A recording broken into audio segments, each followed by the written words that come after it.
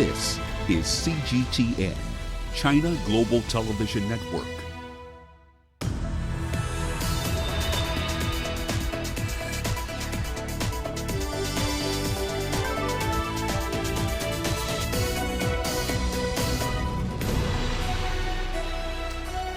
Hello there and welcome to Global Business Africa. We'll be giving you insight into Africa's business and financial markets. I'm Uche Okoronkwo, coming to you from Kenya's capital, Nairobi. Let's start with a look at the markets. Now, emerging market stocks were up today as we saw investors counted on the US Fed's outlook, which of course we expect later today to match their expectations of lowering US borrowing costs. Now, MSCI's Developing World Stocks Index rose about 1.4% on the day, hitting a more than 1 month peak. Now, pretty slow day on the continent's major markets. We saw investors in South Africa waiting for the US Fed's decision, and of course some good news about the US-China trade war. In Nigeria, FMCG players like Nestle and Unilever topping the losers list on the day. Now, also coming up on the show, tobacco farmers in Zimbabwe report good returns but can't access their cash. Fuel subsidies continue to be a huge burden on Nigeria. And we take a look at the nightmare that is public transport in the Democratic Republic of Congo. Let's kick off the show in Zimbabwe. Zimbabwean tobacco farmers are seeking an emergency meeting with the central bank to address the issue of foreign currency payments. Now, tobacco farmers feel they're not getting the full value for their crop because they are not only allowed to retain half of their sales in hard currency. Here's Farai Mwakutuya with the details. After setting a new production record last year, tobacco growers are finding they're going a lot tougher this season. Depressed prices, at least 36% lower than 2018, and a central bank decision to limit US dollar retention means the future of farmers of the golden leaf is anything but glittering. A last-minute change in rules on the eve of the selling season has seen farmers getting paid in local currency and not US dollars. They can buy back up to 50% of their proceeds at the prevailing interbank rate. In terms of now retooling, the farmers are actually finding it very, very difficult because if you look at it, the parallel market rate is hovering around now 10. So that's what the manufacturers are actually using to price the inputs. But yet the farmers are being given their RTGS dollars at the rate of 6 at the moment. So you find there is this gap of 4, which is quite a huge gap. There seems to be no respite for the farmers because now a dispute between international payment platform Paynet and some local financial institutions is slowing down bank transactions, meaning that even those farmers who are willing to purchase their 50% US dollar allocation are facing delays doing so. Beleaguered tobacco growers are seeking an emergency meeting with monetary authorities. There is an open door policy, and we actually, make sure that we inform them what's actually transpiring between farmers. So they're actually aware. That's why they put in this 50% retention. Although it's not enough, but some farmers are already accessing it. Failure to do so could wreck the next season. The morale is actually low, and even seedbed preparation for this coming season, I've been told in all districts, farmers are actually pondering whether they will actually do tobacco this season or not. If they choose not to, they will deprive the country of much-needed export earnings, a prospect that could help them extract concessions from the central bank. Farai Mwakutuya, CGTN, Harare, Zimbabwe. Well, let's head to Nigeria now. The country is looking for ways to rein in on its heavy spending on petrol subsidies. The government has turned its attention to the country's domestic consumption, which it believes is not reflective of what is actually consumed. Now, authorities there believe much of Nigeria's highly subsidized petrol is smuggled into neighboring countries where it is sold for a premium. Well, CGTN's Deji Badmus gives us more on that report. Just how much petrol do Nigerians consume on a daily basis? It's one big question that is difficult to answer. Not even the country's oil industry regulator could provide a categorical figure, bandying figures of between 50 million and 60 million litres a day. Nobody can vouch for the numbers that we are banging around. That is, if you say that Nigeria consumes about 60 million litres of fuel every day, who can vouch for that figure? Every day, hundreds of trucks leave tank farms like this one in Lagos, loaded with petrol for supply to different petrol stations across the country. But authorities say most of the trucks divert their products to filling stations at various border points in Nigeria, where they are then smuggled out. The smugglers, they operate in different parts of the country, and there is no wall like the time that Trump wanted to bid for, to prevent people coming from Mexico to US. And you look at the size of our border right across so many countries, from the west to the east to the north of the country. So it will be, a miracle for anyone to actually be certain and say this is exactly the amount of petroleum products consumed in the country. This is the amount that is, smuggled all around the borders, around all in tankers, in small vehicles, by people walking across the border and just taking some jerry cans. The net effect of this is that much of the government spending on petrol subsidy is being frittered away through smuggling. And every year, Nigeria's oil subsidy budget keeps ballooning. This year alone, it's $1 billion. The government has now set up a committee to battle the menace of cross-border smuggling of petroleum products, believing the activities of the smugglers are responsible for the abnormal surge in Nigeria's domestic consumption level. One other issue that some countries deploy is the fingerprinting and marking the petroleum product, fuel. In which case, when you mark your fuel, if it is smuggled, then you know where that product is taken from, is smuggled from. And I don't think marking a fuel is too difficult to accomplish. Well, all that effort is a waste of time. They're smuggling because petrol in Nigeria is cheaper than petrol in those countries, neighboring countries. Petrol is cheaper here because we continue to subsidize it, even when all economic reasoning has shown that it should not be done. So this very simple solution to ending the smuggling is to end subsidy. Once you do that, you don't need to set up committees upon committees. You don't need to put a lot of security people trying to catch people smuggling petroleum products. But ending petrol subsidy in Nigeria is as much a political decision than an economic one. Fearing for a potential backlash from the populace, the government has not been able to do it, and it doesn't look like it's going to do so anytime soon. And so Nigeria must continue to devise fresh means of keeping its burgeoning subsidy spending in check. Deji Badmo, CGTN, Lagos, Nigeria. Meanwhile, American petroleum company Anadarko and the Mozambican government have signed a $25 billion investment deal at a ceremony in Maputo. Now, key players in the gas sector, government officials and 2 African presidents attended the event. Here's CGTN's Angelo Coppola with the details.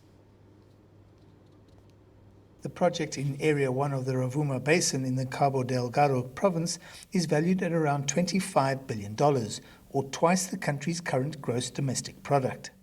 Mozambique is entering a transformational moment in its economic development, and this project has the possibility of greatly contributing to increased prosperity and inclusive growth overall. In gas sector jargon, it's known as the official declaration of FDI, or final investment decision, and it's been a long time coming. The project now advances to the construction phase.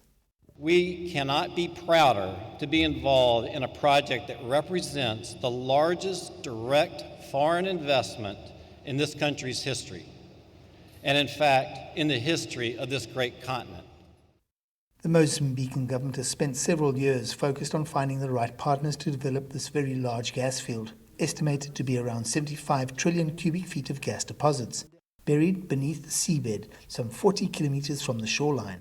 The partnership we assumed is also a result of a long process by the government of Mozambique in choosing partners that could better meet the country's development plan, a plan comprising the principle of resilience, inclusiveness, and social justice. Without trust and administrative, fiscal, and legal instruments that ensure success of this project, we would not be here today announcing what is the major private investment of all times in our history as a nation. It hasn't been all plain sailing in the Cabo Delgado area. It's seen a fair amount of criminal activity in the last 12 months, something that the president is keenly aware of. In my capacity as the highest magistrate of the nation, I wish to reiterate once again my effort towards and commitment towards effective peace, for which we have been making important strides through dialogue, that those forces that are masquerade do not continue to cause terror and killing people as it is happening in the Cabo Delgado province. To those who have collaborated with honesty for the achievement of an effective peace, we extend our appreciation and gratitude for their support. This really is a big deal for Mozambique because it's going to raise around $2 billion for the state for the next 25 years from the date that it comes on stream. I'm Angelo Coppola for CGTN in Maputo, Mozambique. Now, Libya's iron and steel company Lisco plans to launch a tender next month worth about $1 billion to build 2 new plants. The move is in line with Libya's plans to diversify its economy from over-reliance on oil. Now, Lisco's chairman, Mohamed Al-Faqih, says that tender documents are being prepared, adding that Lisco is targeting large European companies such as Italy's Danieli or Germany's SMS Group. The company also plans to produce at least 1 million tons of finished and semi-finished products in 2019. Now, Lisco started exporting rebars to Algeria this year. They have sent about 30,000 tons in 5 shipments and plan to export 10,000 tons a month. It had long sought access to the neighbor to complement European and Arab markets. In terms of production, we've already produced 250,000 tons, and this is expected to reach 500,000. Regarding what's known as HRC, or the hot-rolled coils, it's expected to reach 300,000 tons. This means the total production of final products is about 800,000 tons. In addition, we have another simple product called HBI, which is ready for export. We expect to reach total production of nearly 300,000 tons annually.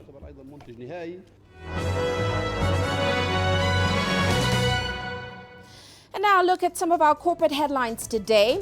In Namibia, 5 African commercial banks have partnered in a $375 million financing deal.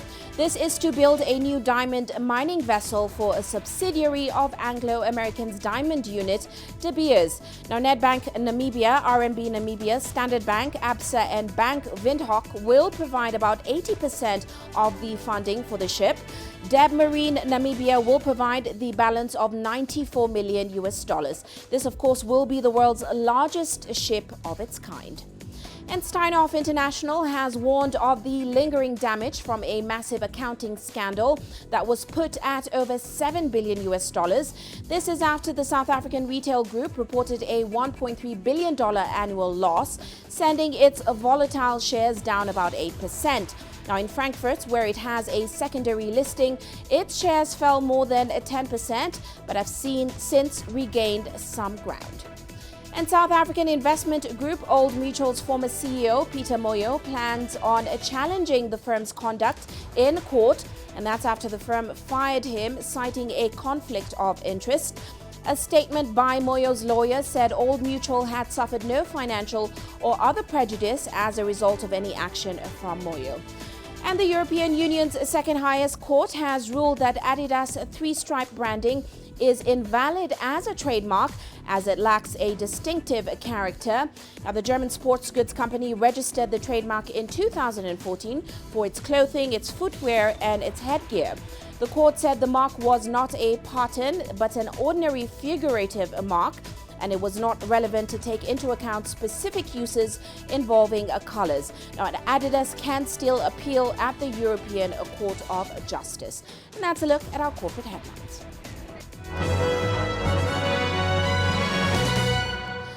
Well, let's head into a quick break now. Here's a look at what's still to come.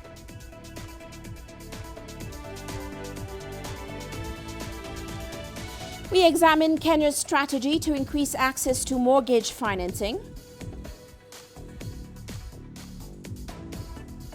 And Ethiopia resorts to power rationing as water levels in major dams drop. The world economy as we know it is about to change. Global business reports highlight emerging markets, developing countries, and dynamic sectors worldwide. We feature top analysts and newsmakers to provide perspectives on every facet of business. From an on-the-ground perspective, we provide you with balanced and objective assessments. Fast, sharp, and insightful. Global Business, only on CGTN. Every story starts out like this. Okay. We'll head up now.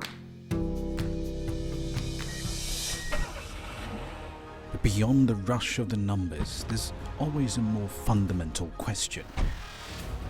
What happened? Who has been affected? When market-moving decisions are made, who's responsible and why? Let's get some reaction on ground. Joining us in Johannesburg is Sudan.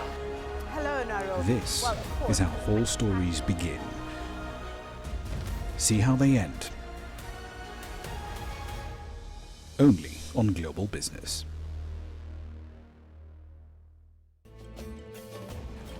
There's more to this place than just glorious landscapes. There's more to it than just, say, Table Mountain or glorious, endless salt flats. There's more to it than countries that are home to some of the deepest mines in the world. There is so much more to this place, even if it is home to some of the finest diamonds on the planet. It is the sheer diversity of the people who call Southern Africa home, and the relentless drive to make it a better place that make it so special. And we know that because this too is home.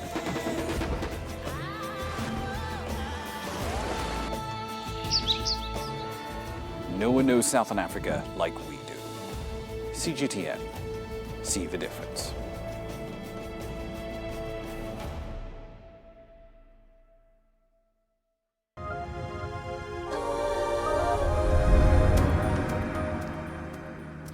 Welcome back. Well, let's go to Kenya now. The country has a new mortgage refinancing company. It has been set up to help the many would-be homeowners in the country who struggle to secure a mortgage. Now, it aims to raise about $49.41 million on the capital markets in the next year or two. The government said last year it would set up the Kenya Mortgage Refinancing Company to help it provide affordable houses by making it easier for banks to access long-term finance for home loans.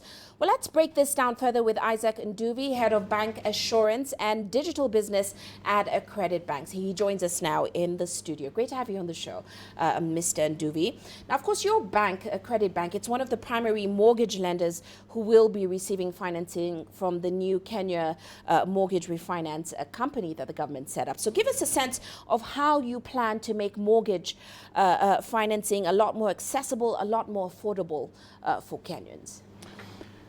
Thank you very much for having me on stage. And how we plan it is that, of course, we are across the country, and how we plan to do this is through our branches.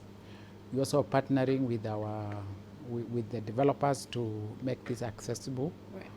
We have also put in place, we've signed a master service refinance agreement with the KMRC.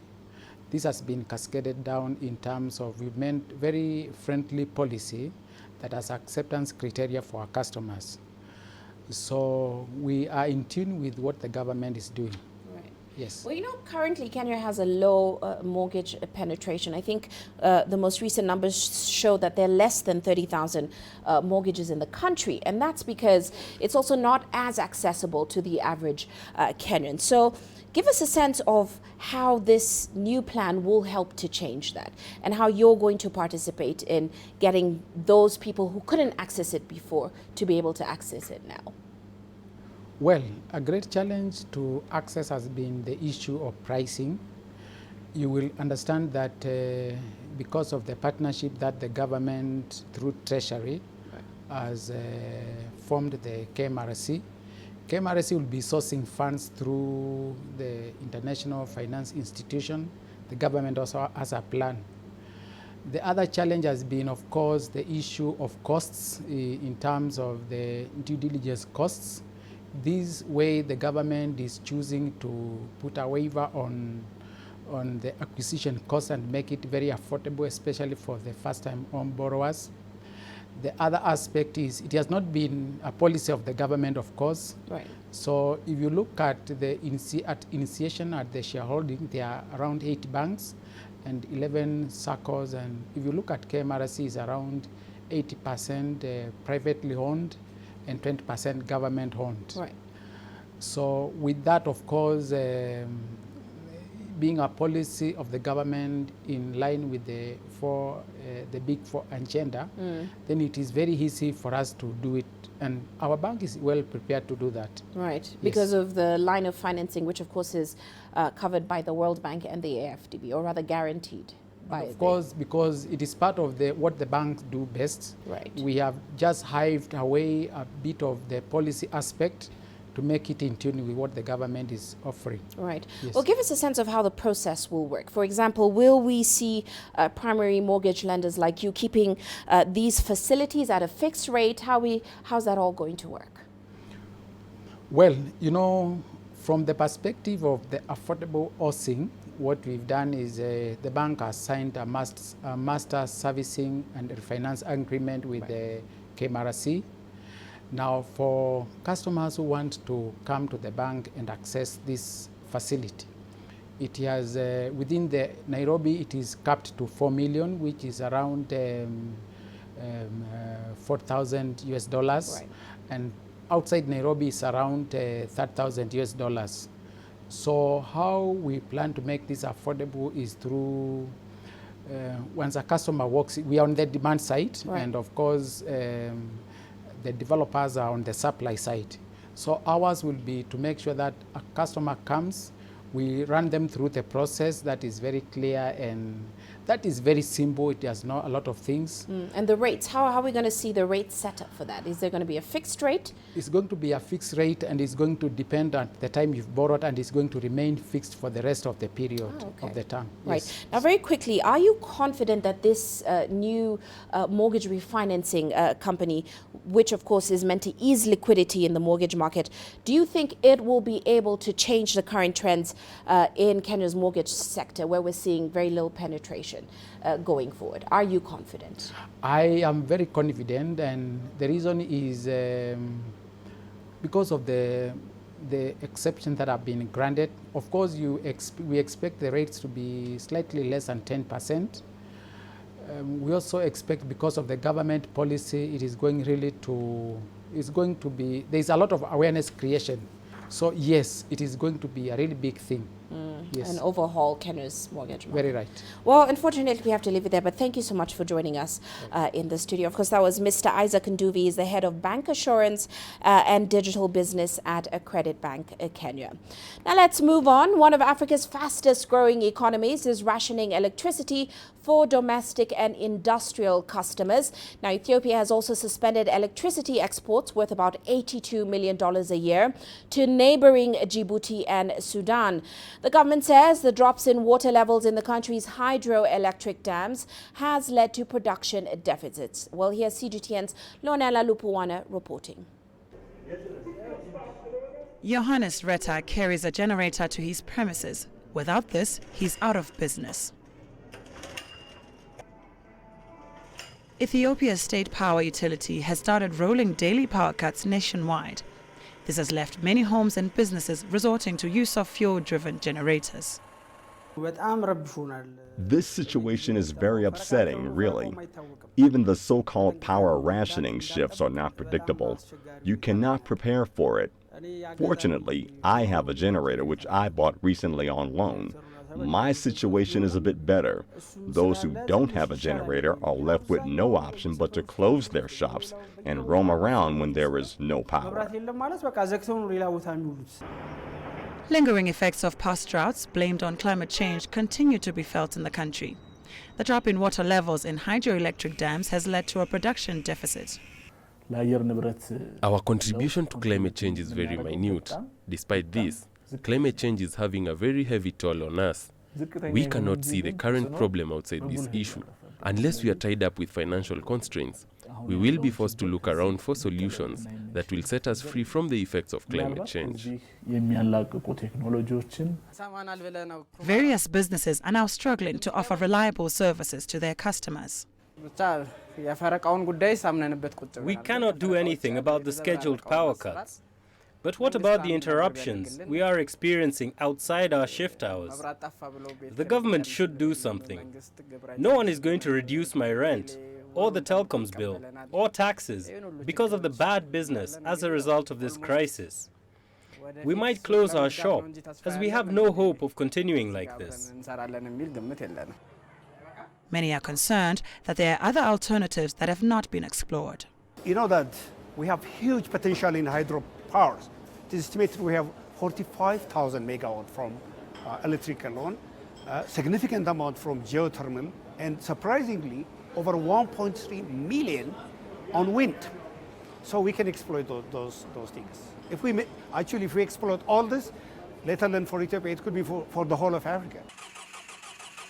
The rationing program is expected to run until July. Until then, domestic consumers will face blackouts for several hours each day, while cement and steel firms will opt to operate fewer shifts due to the cuts. Hlonela Lupuwana, CGTN. And staying in Ethiopia, with a population of over 100 million people, the country is one of the last big markets that is still closed off to foreign capital in finance, telecoms, aviation, and even energy. Now, at least it was until June 2018 when the country's prime minister announced his intent to open up some of those sectors to foreign companies, while simultaneously selling minority stakes in some state-owned enterprises, such as Ethiopian Airlines. Now, this month, the process to open up the telecom sector began in earnest. CGTN's Ramanyang explored the reform program earlier on with Zemedena Negatu, who is the chairman of the Fairfax Africa Fund. I like to use the word more liberalization, because I think it's an indication of what they're trying to achieve, which is inject efficiency, inject competitiveness, make these very large companies, state-owned companies, be competitive, not just in the local market, but in the regional markets as well. So that we're starting to see clear results.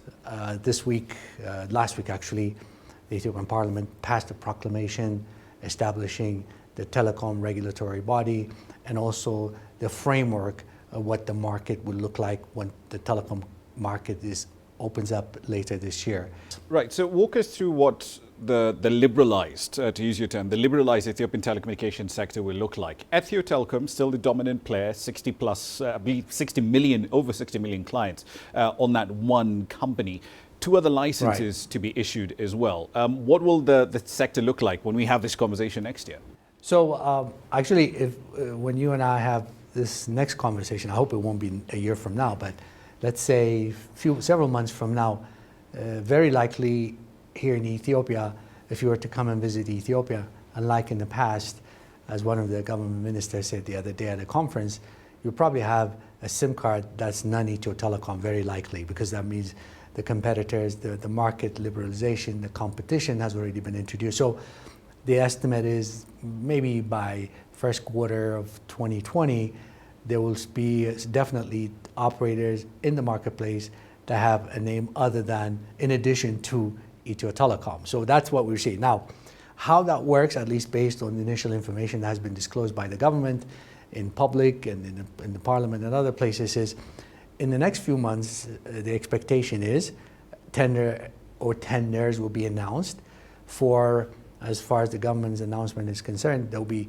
two brand new licenses, and a partial privatization of Ethio Telecom. That's the scenario that I think everybody's expecting based on an official announcements made by government officials. Right. What about the partial privatization bit for Ethio Telecom? Because, I mean, it's all well and good for foreign entrants to come into the market, but with regard to Ethio Telecom, do we have any idea of what percentage of the company the government would probably want to offload onto private entities, or what kind of buyers they want to come in? Right. In terms of percentage, I mean, the only thing that we know for a fact is what was been said in the past, that was been repeatedly mentioned by government officials. Majority will be owned by the government, and private investors will be in the minority. Now, majority could be in 50.0001%. So, but at least it's the concept actually that's important, which is they would like the government to retain the majority of Ethio Telecom. Now, by the way, I want to emphasize something here. This is a unique telco privatization for one important reason. It's the last large, still monopoly telecom market of this size in the world today. So if you talk to the CEOs of all these companies I mentioned, that's one of the major attractions for them. You're looking at a country of about 108 million people. As you mentioned in your intro, Ethio Telecom is already the largest in-country operator in Africa. However, the upside is still very substantial. They do have about 61, 62 million customers, of which 42 million are active users. So when you look at 108 million, you can see the upside in terms of numbers first, but in terms of dollars and cents as well. Look at, I think, I remember I had this conversation with you last time. Safaricom has about 30 million subscribers, but its revenue is double Ethio Telecom. It's twice as much as what so that Ethio means, actually makes. Exactly. So there's, yes, pricing flexibility is here now to add, to provide additional value-added services. So this is why I think all the big telcos are excited about entering the Ethiopian market, both in terms of the absolute numbers of increasing customers, but also increasing revenue and offering wider services for much more efficient. You're watching Global Business Africa. Let's head into a quick break now. Still to come.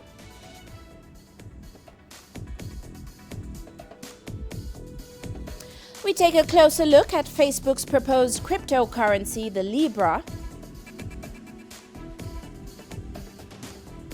And India has imposed tariffs on 28 American products.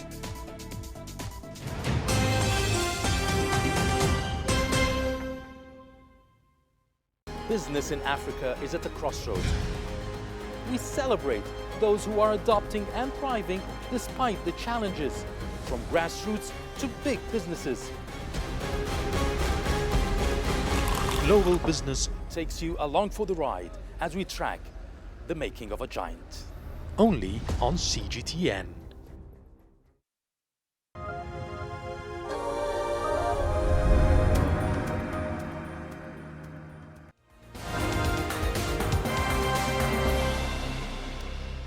Past the hour, let's recap today's headlines. 3 of the 4 suspects linked to the Garissa University attack that occurred on the 2nd of April 2015 in Kenya have been found guilty of terrorism. Now, the one remaining suspect, Sahai Dirie, was found not guilty and has been acquitted of all charges.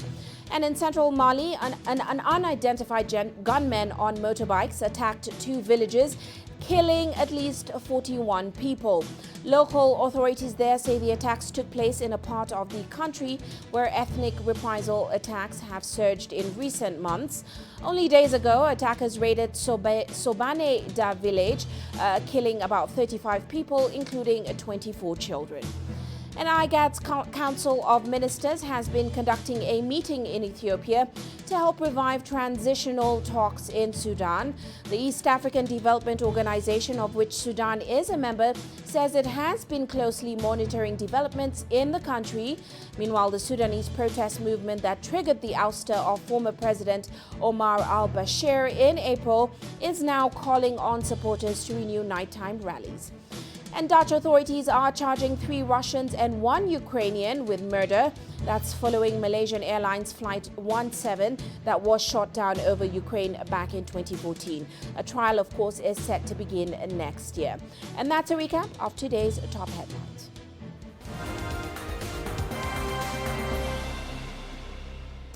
Well, let's turn our attention to social media and technology. You'll remember that Facebook has now launched a cryptocurrency, which it is calling Libra. The company says the launch is part of its plans to tap into e-commerce and the global payment sector. Here's CGTN's Mark New reporting. Facebook released a white paper along with this video that indicates it wants to revolutionize money. So why is it simple to send one of these anywhere in an instant, but not money? Facebook's answer? Its own cryptocurrency based on blockchain technology. Introducing Libra, a new global currency designed for the digital world. To reinvent money. That's the main objective. This is to go against all the high fees you have if you send money outside, the country.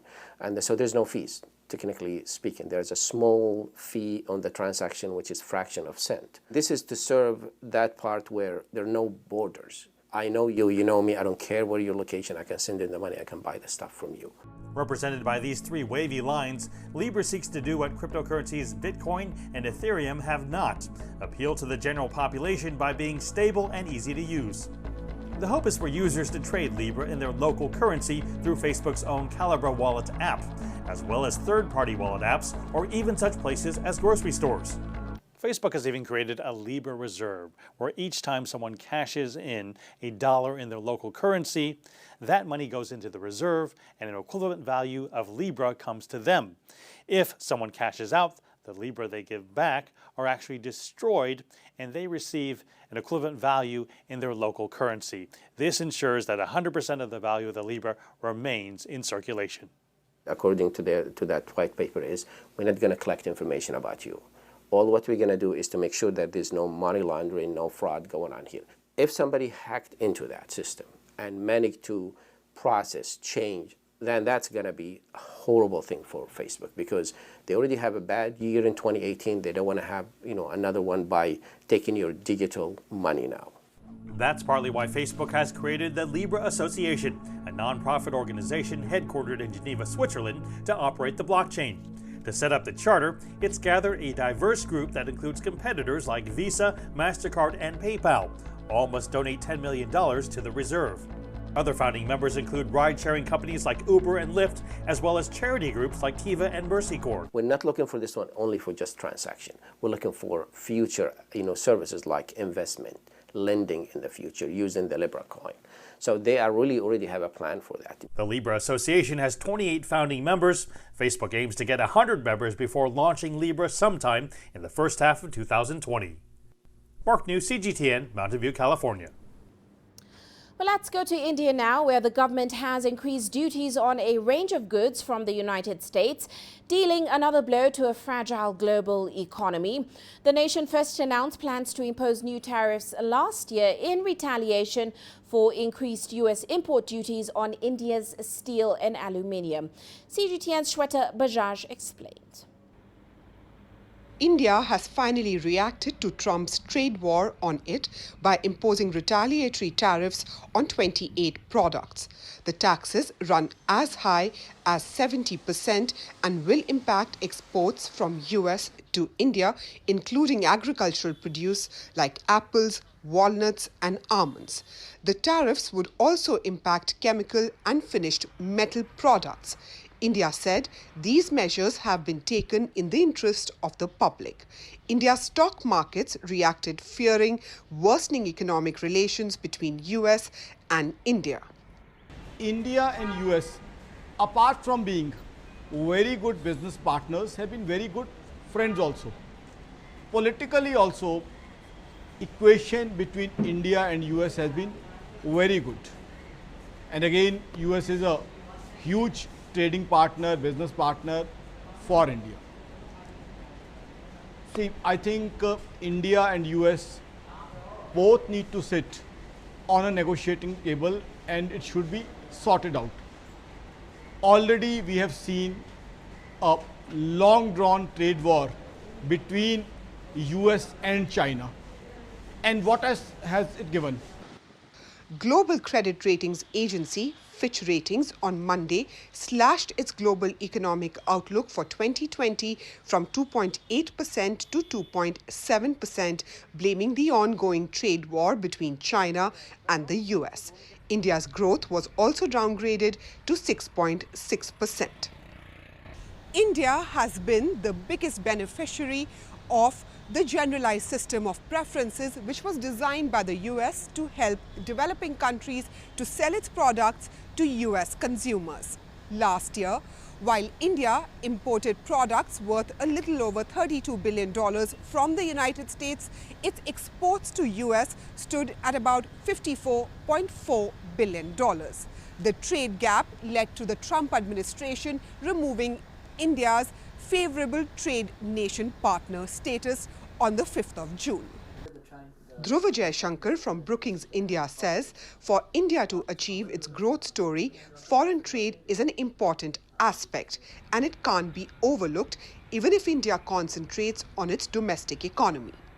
I don't think India can afford to be inward looking at this point of time, and maybe on the the trade front, I think it'll be quite contested and quite political. But setting aside goods trade for a moment, on most other issues, I don't think India can afford to be insular looking. It's a very energy dependent economy. It's the already the third largest importer of energy, the second largest number of foreign students after China. Meaning students that sent abroad. It's the largest arms importer over the last 5 years. If you look on almost every issue from defense and energy to education to investment, India is increasingly dependent on the rest of the world. US's Secretary of State Mike Pompeo will be in India before the G20 summit for talks. The discussion on trade are expected to continue then before Modi and Trump meet in Osaka. Shweta Bajaj, CGTN, New Delhi, India. Now, Jamaica's central bank says the country's economy is doing very well and it is using reggae music to get this message to the people. Now, in the bank's latest video, reggae artist Taris Riley uses his throaty vocals to praise low, stable and predictable inflation as being what the baseline is to reggae music. 7 years ago, the government's debt was close to 150% of GDP. Unemployment was over 15% and economic growth was just under 1% annually. Well, currently the debt to GDP ratio is set to fall below 100% in this year's budget, with unemployment at 8%. In its efforts to initiate economic recovery, it has changed the currency exchange rate as a primary tool of monetary policy, targeting an inflation rate of between 4% to 6%. This offers us a real-time, tangible, face-to-face interaction with several people all at once, live and direct. And I think that's a great strategy because it's very catching and appealing to the younger generation. Reggae music specifically have always been used to convey messages of social concerns about the society. So I really think it's a good way to convey a message of financial management, specifically the desire of the BOJ to have low and stable inflation. So I think it's really effective at the end of the day because people know hear it in a musical form that they can appreciate, sing along to as well. So the message is, it's secured in their minds really as they enjoy the tune and the melody of it. Well, let's move on now. Global food waste is a far-reaching problem with tremendous financial, ethical and environmental costs. Now, to fix this, tech-savvy firms are now developing technologies which are aimed at cleaning that throwaway culture. They are creating a business sector that matches hungry people to cheap leftovers in restaurants and food outlets. Here's CGTN's Laura Walubengo explaining.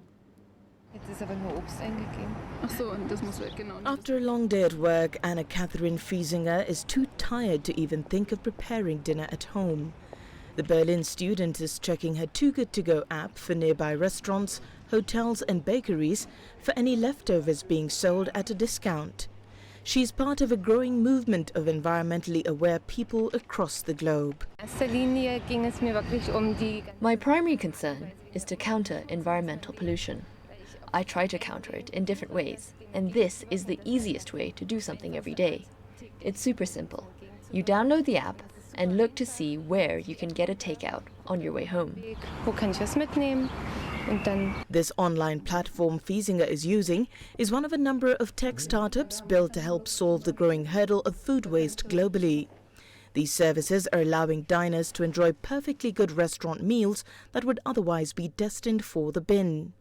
The aim is to cut down on climate-wrecking carbon dioxide emissions, which scientists say is the only way to drastically slow down global warming in the coming decades. Our portions are always half of the original price. The profile always shows the approximate number of meals the customer can expect, the size of the meal, how many portions are left, and at what time the meal can be picked up. Always shortly before closing time. Apps like Too Good To Go continue to grow rapidly across Europe, specifically Germany. According to the company, the platform is downloaded by more than 5,000 Germans each day, most of them students and young professionals. There are about 11 million tons of food we throw away. That is more than 10,000 truckloads. Just imagine that. And that amount is the same as stopping 6 million tons of carbon dioxide. It's an unbelievable amount. After all, we have important resources in these foodstuffs, and if we throw them away, it's really something that is difficult to justify ethically. Objects disposed of in a bin on private grounds remain the property of the person who threw them away. Nevertheless, a growing army of people like Fiesinger are still glad to pick up what's left in the hopes of ending food waste. Laura Walubengo, CGTN.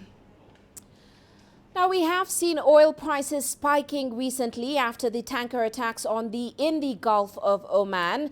Now, as tensions continue to grow in that region, so does fear over the impact on the flow of petroleum to the global market. CGTN's Adel El Maroui now reports. Trade volume of the Gulf Cooperation Council countries reached $1.4 trillion US. All of the maritime trade go through the Strait of Hormuz and Bab el-Mandeb. The 4 tankers attacked during the last month were at these 2 vital areas. It's why these Arab countries have panicked. 1/5 of the world's petroleum goes through Hormuz Strait. If it shuts down, oil prices will be phenomenal. They could easily surpass the 2008 prices, which reached 148. That's in addition to the trade volume, which could cause price hikes for many other goods. Oil prices have quickly settled after last week's attack, yet fears of possible attacks on future oil tanks could make shipments cost more. Security threats will negatively affect the economy. There are talks that ships could put on the American flags so that an attack on it is an attack on America, which happened during the Iraq-Iran war in the 1980s. Some suggest a security ship accompany every vessel, which will significantly increase the cost and therefore prices. It's tough to maintain balance in the tension with Iran. Politically, the GCC, USA and UK are escalating, which could threaten global economy, while the EU is a little more lenient, and that could give Tehran more political strength over its rivals. The danger of the attacks on the oil tankers is not in the financial losses caused. It's more because of the security threat imposed on the Strait of Bab el-Mandeb, the entrance to the Red Sea, and the Strait of Hormuz, the gate to the Gulf, and both are the trade lifelines for the Gulf. Adel Mahroui, CGTN, Dubai, UAE. And on that note, let's take a look at how oil and other commodities performed today. We saw oil prices broadly steady as, of course, data suggesting a smaller than expected fall in U.S. crude inventories countered support from hopes for a U.S.-China trade deal. Meanwhile, gold prices falling as we see optimism over China-U.S. trade talks and hopes of a rate cut from the US Fed hit demand for the precious metal today. Of course, the US Fed did decide to hold rates with a possibility of cuts later this year. Well, let's take a short break now. Here's a look at what's coming up.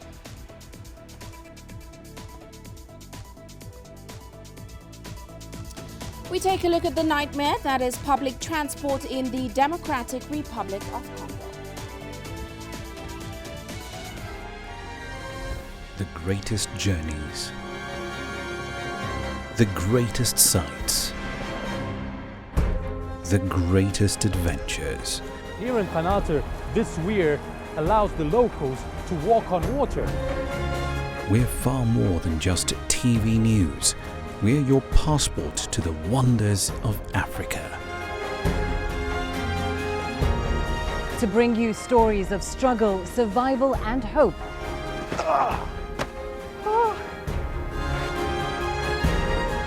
So let's explore.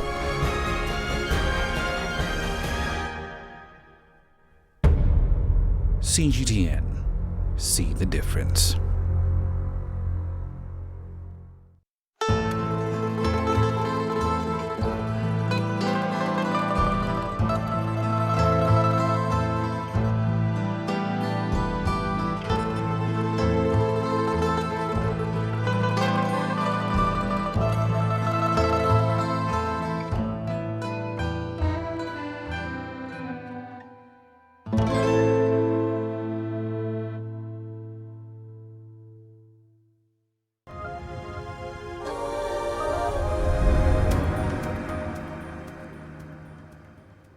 Now, many cities across the world have transport problems, be it traffic jams, overcrowded trains, or even narrow walkways. But in the Democratic Republic of Congo's capital, Kinshasa, daily travel may well lay claim as the world's worst commuter nightmare. Here's CGTN's Terry Wangari reporting. In a mega hub of 13 million people, the ride to work in Kinshasa is a battle with choked, potholed streets and jam-packed buses, yellow taxis and motorbikes, to the backdrop of blaring horns, pollution, hawkers and accidents. In short, a transport hell, and in a sauna-like heat. During peak time, commuters jostle to board creaking buses or taxis where they will become intimately familiar with the anatomy and odor of their fellow humans for the next hour or two. Every day we are squeezed inside these buses like sardines. There should at least be some respect for the life and body of a person. We are packed in there and end up arriving at our destination tired, and we find it hard to be able to study well after that. They need to increase the amount of buses. At rush hour, it's not uncommon for average speeds to be well below 10 kilometers per hour. In poorer areas such as Lemba, Matete and Njili, it can take up to 2 hours to reach Gombe, which is the city's central business district. At this hour, it becomes very difficult because people are leaving work, but we are hoping it will end soon. Like Africa's two other megacities, Cairo and Lagos, Kinshasa has failed to successfully manage the twin challenges of a growing population and weak infrastructure. The task is only going to get worse in the coming years. According to UN estimates, by 2030, Kinshasa will rank as the 10th most populous city in the world. The government has purchased dozens of buses from foreign firms to make the ride more comfortable, if not necessarily speedier, for commuters. Some transport startups have been working to address the issues with the development of Uber-style taxi apps. But some of these taxis cost around $40 for a run to the airport, which is out of reach for the vast majority of Congolese. The objective today is to be able to touch all social classes. We started with the middle class, but we want to maintain the same standard, but this time with different types of vehicle models in order to be able to meet the needs of the whole population. Lacking a suburban rail network, the city is fatally dependent on the road. President Felix Tshisekedi has floated development plans to widen vital bridges spanning the Congo River. But the scheme is already under fire, with critics saying they encroach on public spaces. His initiative adds to a string of attempts to free up the capital's clogged roads. These include solar-powered aluminium robots equipped with cameras and lights to regulate the flow of traffic and send real-time images to police. In spite the slow pace of reform, one thing is certain. The residents of Kinshasa are running out of patience on the road. Terry Wangari, CGTN. Now, in Ghana, an entrepreneur is hoping to change his country's shoe industry by being amongst the first to manufacture high-quality shoes locally with a charitable twist. Noel Nutsuga founded the charity-driven business Warm Their Feet almost 2 years ago, and now he uses parts of the profits to put shoes on the feet of deprived Ghanaian children. Here's CGTN's Nabil Ahmed Rufai, who went to meet him in Accra. For shoemaker Noel Nutsuga, making footwear is all about the finish. It's his way of ensuring that they meet the standard of similar shoes imported into Ghana. I was looking at how we can locally make some of these shoes to reduce our imports. As a startup, he employs 7 people, and together they produce at least 400 shoes a month. This job has helped me a lot. Since I joined the shoe business, life is now better. Mr. Nutsuga says he set up his company Warm Their Feet to help the needy. Every year it is my intention to go to rural communities, very deprived communities where we have students or pupils who are going to school but barefooted, and then I give them shoes. Anytime you are buying our product, you should know you are not only putting money in the pockets of myself and my workers. Locally made shoes like this face stiff competition from imports in terms of cost. This pair sells for $46, but Noel says the quality is as good as anything being imported into the country. Still, he imports raw materials to produce the shoes, which affects the price. And if we're producing suede in Ghana, if we're producing the soles in Ghana and all of that, you can imagine that means then that we have some reduction in prices, because there'll be reduction in import duties, the hassle, transportation and all of that. Noel says as the market for his shoes expands, he hopes to warm the feet of others across Africa and help the Ghanaian shoe industry stand on its own 2 locally shoed feet. Nabil Ahmed Rufai, CGTN, Accra, Ghana. Well, before we go, a quick look at how Africa's currencies performed today. Kenya's shilling strengthening against the dollar on the back of inflows from horticulture exports and NGOs. South Africa's rand also little changed today, but it did retain Tuesday's nearly 2% gain on the dollar. Well, that's it for this edition of Global Business Africa. Remember, you can send your feedback to the contacts on your screen. You can also follow us on our various digital media platforms. From me, Uche Okoronkwo, and the rest of the team, thanks for watching.